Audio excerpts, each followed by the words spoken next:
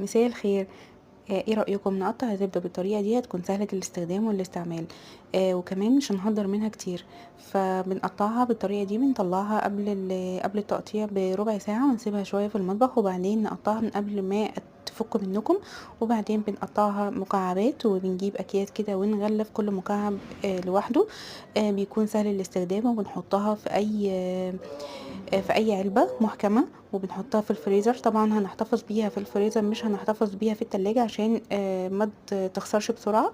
وهنا قطعتها مكعبات وغلفتها كمان باكياس عادية جدا، اكياس تلاجة.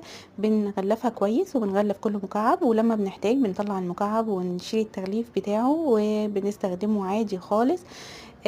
وجربوها ويا رب تعجبكم.